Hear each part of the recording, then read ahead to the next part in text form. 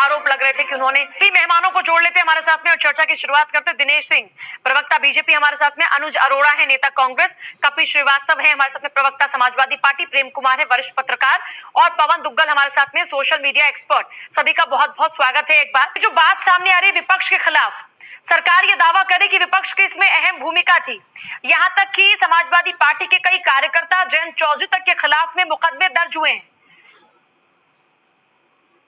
पूजा यादव जी, इनकी बातों का अजब सा ये फसाना है और आग भी लगाना है और मातम भी मनाना है। तो सबसे बड़ी बात तो ये है कि ये अब मातम की तैयारी कर रहे हैं, पहले इन्होंने आग लगा ली, अब ये मुद्दे को डाइवर्ट करना चाहिए। ये जो इस वेबसाइट की बात हो रही है जिसको लेकर के एडीजी लॉ एंड ऑर्डर ने कहा है, उससे पहले जो योगी आदित्यनाथ जी के वो इलेक्ट्रॉनिक उसके वो है मणि त्रिपाठी जी, चला मणि त्रिपाठी, उनका सबसे पहले वक्त। देखिए इसको एंगल इसलिए दिया जा रहा है, ये वेबसाइट किसने बनाई, कब बनी, कोई जानकारी नहीं। इसको किस तरीके से इसमें यूज करना, इसमें दंगे शब्द का कोई प्रयोग नहीं है।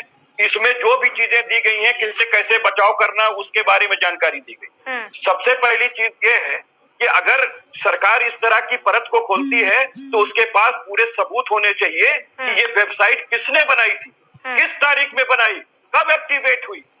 और अगर आपने ही बनाई मैनिपुलेशन के लिए, क्योंकि आपकी तो भिद्द पिट चुकी है, क्योंकि लोग पूछना शुरू कर दिए कि भारतीय जनता पार्टी तो हिंदुत्ववादी पार्टी थी, ऐसे हिंदुत्ववादी पार्टी ने हिंदू विरोधी काम कैसे कर दिया कि एक हिंदू की कन्या को 2 बजे रात में जो है अंत्येष्टि की शव को दाह कर दिया, शत विच्छेद कर दिया, आईपीसी की मुलजिम हो गई सरकार।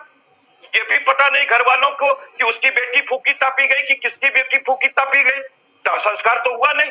आपने उसकी अस्मिता की रक्षा तो की नहीं, साथ ही साथ आपने उसको प्रेत योनि प्रदान कर दी, क्योंकि हिंदू मैथोलॉजी के अनुसार अगर किसी की सूर्यास्त के बाद अगर कोई दाह संस्कार किया जाता है, दाह किया जाता है, संस्कार तो वो होगा ही नहीं, तो दाह किया जाता है तो उसको प्रेत योनि मिलेगी। तो उसको जीते जी भी नहीं छोड़ा सरकार ने, और पहले ये कहते रहे, वही ये डीजे लॉ एंड ऑर्डर है ना, जिन्होंने कहा उसका रेप नहीं हुआ क्योंकि सीमेंस फाइंड नहीं हुई। और आज अलीगढ़ के सीएमओ ने क्या कहा कि 11 दिन के बाद अगर आप स्पर्म खोजेंगे तो स्पर्म मिलेगी, मोटोजुआ मिलेगा।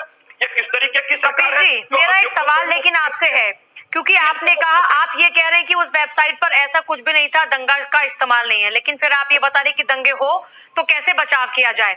जिस वेबसाइट का नाम विक्टिम के लिए इंसाफ है, आंदोलन में अगर तानाशाही पूर्वक योगी सरकार दमन करना चाहती है किसी आंदोलन का, तो उसके लिए उस पर बचाव है। मैं वेबसाइट को बिल्कुल सपोर्ट नहीं करता, मैं उसके तथ्यों की बातें केवल रख रहा हूँ, इसमें मेरी बात मत जोड़ी जाए।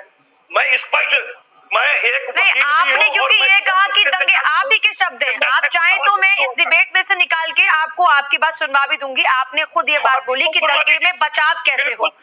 उस वेबसाइट में इन तमाम बातों का जिक्र है। जिस हाथरस कांड के बाद से प्रोटेस्ट हो रहे थे, वहां पर दंगे जैसी बात आ कहां से गई, वहां पर ऐसा जिक्र भी क्यों शुरू हुआ? मतलब वहां पर तो प्रोटेस्ट किया जा रहा था आप लोगों के जरिए और जो सामान्य लोग हैं उनके जरिए प्रोटेस्ट किया जा रहा था, फिर बचाव कैसे किया जाए, ये सब बातें कहां से आई कि इस तरह का केमिकल लगाया जाए, इस तरह कोई वैसलीन ना लगाई जाए ताकि यहाँ पर कोई केमिकल रिएक्शन नहीं होगा। इस वेबसाइट पर इस तरह की बातों का जिक्र क्यों? पूजा यादव जी, मैं बहुत स्पष्ट कह रहा हूँ, ये सरकार ने जानबूझ के नैरेटिव को मोड़ने के लिए किया है। ये भारतीय जनता पार्टी के आईटी सेल की साजिश है जो पूरे देश को इस दंगे में झोंकना चाहती है। आप बताइए, अभियुक्त जो है उसके पक्ष वाले जो समाज के लोग हैं वो जो है आंदोलन करते हैं, वो जातिवादी हिंसा फैलाने के लिए भारत को कहते हैं कि भारत हमारे बूते से चलता है, हम अगर चाहेंगे तो ईंट से ईंट बजा देंगे। उसके ऊपर क्या कार्रवाई करती है ये सरकार? ये सरकार उल्टी सरकार है, ये जानबूझ करके इस तरीके का नाटक कर रही है क्योंकि अपनी बद खुद पीछे है। और आज जब अच्छा, तो आप ये कह रहे हैं कि ये सब कुछ प्रोपेगेंडा है, आप ये कह रहे हैं कि ये सब कुछ, आप ये सब कुछ ये कह रहे हैं कि विपक्ष की कोई भूमिका नहीं है, एक नया नैरेटिव आप जैसा जिक्र करें कि ये नैरेटिव खुद सरकार दे रही है। ये खुद सरकार नहीं, भारतीय जनता पार्टी की आईटी सेल दे रही है और सरकार उसी पे चल रही है, इसमें कोई दो राय नहीं है। बताइए वेबसाइट किसने बनाई? सरकार के पास दिनेश सिंह, वेबसाइट किसने बनाई, इसको लेकर खुलासा आप कपिल जी की बातों को तो सुन ही रहे हैं, सवाल पूछ रहे हैं, आप पर उल्टा आरोप लगा रहे हैं। ये तो कह रहे हैं कि आप लोग ही इस पूरे मामले को बदलने के लिए, उसको डाइवर्ट करने के लिए अब इस तरह की कोशिशें कर रहे हैं। आपने पूरा का पूरा एडमिनिस्ट्रेशन लगा दिया। पूजा जी पीएफआई के प्रवक्ता हो गए, उसको बचाने में लगे हुए हैं। आप ये कह देने से कि हम अधिवक्ता भी हैं, इसका ये मतलब नहीं आप कोर्ट में झूठ बोलिए, लेकिन कम से कम एक जिम्मेदार चैनल के सामने इस तरह से बैठकर एक सुनिए, बीच में मैंने एक शब्द नहीं बोला। ना ये तरीका ठीक नहीं आपका। आप पढ़े लिखे बंदे पर चुप रहिए, चुप रहिए। ना कभी से आप चुप रहिए, चुप रहिए आप। आप पीएफआई का प्रवक्ता बता रहे हैं तो तकलीफ नहीं होगी। बात हुई, आप खुले तौर पर ये कह रहे हैं कि पीएफआई समाजवादी पार्टी से संबंधित है। अगर आप कपीश पर ये बात कह रहे हैं तो कपीश इसका जवाब देंगे। भारतीय जनता पार्टी के आईटी का नाम लेंगे नहीं तो अगर मेरे किसी बात का खंडन करना तो अपने समय में, तो आप इस पर कोई वो आपको कोई इसमें परेशानी नहीं, आप इस बात को फिर दोहराएंगे। हमको समय दे दीजिए, खंडन कर ले, फिर हमको ये तरीका नहीं होता। कपीश जी, मैं आपके पास आऊंगी, जरा इनकी बात सुन लीजिए, फिर आप जवाब देते हैं। बाकी के मेहमान भी लगातार बने हमारे साथ में। कपीश श्रीवास्तव, ठीक है दिनेश जी, अब उनको बोलने दीजिए। आपने उनके ऊपर इतने गंभीर आरोप लगाए, अब उनके जवाब भी ले लीजिए एक बार। कपीश श्रीवास्तव, बिल्कुल, कहाँ वो जवाब दे रहे हैं? कपीश जी, पूजा जी मैं आप बोल, और ये लोग हैं पूजा जी, ये वो लोग हैं जो कहते थे बच्चियों से रेप के मामले में। दिनेश जी एक सेकंड, मैं आ रही हूँ आपके पास, एक सेकंड। कपीश श्रीवास्तव सुन पा रहे हैं, का जवाब दीजिएगा। आपका जो ऑब्जेक्शन था, अब वो आप अपना ऑब्जेक्शन भी और जो ये सवाल पूछ रहे हैं उस पर भी जवाब दे सकते हैं। मेरे को बाकी मेहमानों के पास भी जाना, जल्दी से बोलिएगा। कपीश जी, मेरा ऑब्जेक्शन ये है कि हम इतने ये सीनियर व्यक्ति हैं, मैं इनसे एक बात पूछना चाहता हूं। जब मैं समाजवादी पार्टी का प्रवक्ता हूं तो आप किस हैसियत से मुझे किसी अन्य का प्रवक्ता कहते हैं? मैं अगर आपको कहूंगा तो आपको बहुत बुरा लगेगा।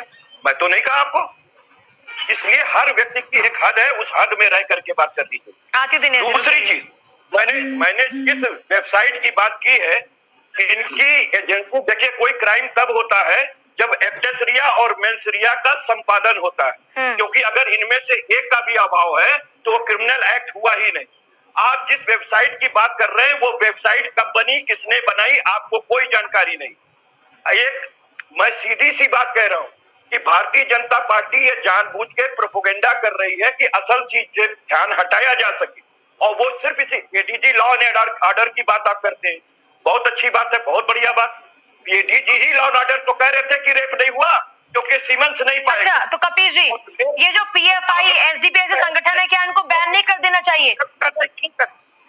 कांग्रेस तो इस पर जवाब नहीं दे पाई। कांग्रेस तो सीधे तौर पर पीएफआई एसडीपीआई पे कुछ बोलने को तैयार नहीं, लेकिन समाजवादी पार्टी का स्टैंड क्या है? बिल्कुल क्लियर स्टैंड है कि आप इस बात को, अगर सरकार चार्जशीटेड करती है कि ये लोग हैं और ये लोग दोषी हैं, तो वही दंड मिलना चाहिए जो हमारे किसी भी पीएफआई एसडीपीआई को क्या बैन नहीं कर देना चाहिए? मैं पर्टिकुलरली इन दोनों संगठनों की बात कर रही हूँ। मैं सीधी सी बात ये कह रहा हूँ कि अगर उन्होंने क्रिमिनल एक्ट किया होगा तो उन पे धाराएं लगेंगी, और उसके बाद आप कर दीजिए। आप प्राकृतिक न्याय का सिद्धांत रखेंगे कि नहीं? दूसरे आप लोग लेकिन खुलकर पीएफआई और एसडीपीआई पे कुछ भी बोलने को तैयार क्यों नहीं है? जिस पीएफआई का नाम बार बार दंगों में, हिंसा में सामने आ चुका है, जिस एसडीपीआई के खिलाफ में इतनी बार बातें सामने आ चुकी है, उस पर आप लोग खुलकर बोलने को तैयार क्यों नहीं होते? चलिए मैं आपके पास आती हूँ। कपीश जी, बाकी के मेहमान भी मेरे पास में है, जरा उनको। कपीश जी बोलिए। दिनेश जी एक सेकंड, कपीश जी बोलिए। देखिए बहुत सीधी सी बात है, ये सुसंगत तथ्य परोसी नहीं रहे। कहीं का ईंट, कहीं का रोड़ा, और भानुमति ने तुमगा जोड़ा। अगर आपकी एजेंसी के पास इतना बूता होता तो पहले तथ्य लेकर के आती, तब षड्यंत्र का पर्दाफाश करती। आपको ये तक नहीं मालूम है कि वेबसाइट कब बनाई गई, कहाँ बैठ के बनाई गई, किन लोगों ने बनाई, और आप एक नया सगुफा लेके आ गए, और वो भी इस तरीके से सगुफा आप लेके आए हैं कि नैरेटिव कैसे चेंज किया जाए। सीए की जो बात आप कर रहे हैं कि उस समय भी जो लेके आए थे, मुझे बताइए किस पर आपने क्या कार्रवाई ठंडे बस्ते में डाल दिया। दूसरी जो एसआईटी के जांच की बात हमारे आदरणीय मित्र कर रहे हैं दिनेश सिंह जी, एसआईटी और सीबीसीआईडी इसकी जांच ही ठंडे बस्ते में डालने के लिए की जाती है। 100 एसआईटी आप बैठा चुके हैं, अलग अलग खोल लीजिए। 100 एसआईटी आप अलग अलग मुद्दे बैठा चुके हैं, एक की जांच की रिपोर्ट नहीं आई। अभी आप देख लीजिए, जो महोबा के अंदर व्यापारी मारा गया था, जिसको कि आपके एसएसपी ने धमकी दी थी और मृत्युकालिक कथन था, उसकी एसआईटी जांच कर दी। एसआईटी ने कभी एसएसपी से जाकर के 17 दिन तक वो क्वारंटीन थे, उनका कोई बयान नहीं लिया और चलती कार में बता दिया कि उन्होंने आत्महत्या कर ली थी। ये है साजिश। स्पाइनल कार्ड में गोली लगी थी। आपको ह्यूमन एटॉमिनी समझ में नहीं आएगी। हम लोग समझते हैं कि कहाँ गोली कैसे लग सकती है और इनरेलेवेंट तथ्यों का प्रस्तुत करके आप मीडिया और देश और प्रदेश को गुमराह कर रहे हैं दिनेश। और सीबीआई की इंक्वायरी आपने सेटअप नहीं की है। ये विपक्षी दलों और हमारे मीडिया का जो दबाव था उस पे आप सीआईडी ये सीबीआई लेके आए हैं। उसके बावजूद हमारी पार्टी ये कह रही है कि ये सुप्रीम कोर्ट की निगरानी में होनी चाहिए सीबीआई, वो आप मानने के लिए तैयार हैं। आप एक बात बताइए, कंगना रनावत के लिए आपने वायु श्रेणी की सुरक्षा दे दी, यहाँ उस बच्ची के परिवारों को आप विरुद्ध आपका डीएम धमका रहा है। नहीं देखिए, अगर सिर्फ एक बेटी की बात हो रही है तो देखिए तमाम जरा फिर कपिल जी आप बोलने लगे, बीच में बोलूंगा तो आप बोल नहीं पाएंगे। जरा सुनिए, ध्यान रखिए ना, 1 मिनट। पर कपिल से एक बात बताइए, जब कुछ किया नहीं तो फिर डर किस बात का? विपक्ष को कहना चाहिए कि अगर सरकार ये आरोप लगा भी रही है, 1% मैं आपको कह रही हूँ, जब कुछ किया ही नहीं तो डर कैसा? ये जबरदस्ती थोड़ी ना विपक्ष के नेताओं को उठाकर सलाखों के पीछे डाल देंगे बिना किसी आधार के, बिना किसी सबूत के। आपने देखा पूजा दी डॉक्टर कफील खान की कार्रवाई आपने देखी कि नहीं देखी? एनएसए लगाया क्या था और हाईकोर्ट ने क्या लताड़ लगाई इनके ऊपर कि अल्पसंख्यक विरोधी आदमी है।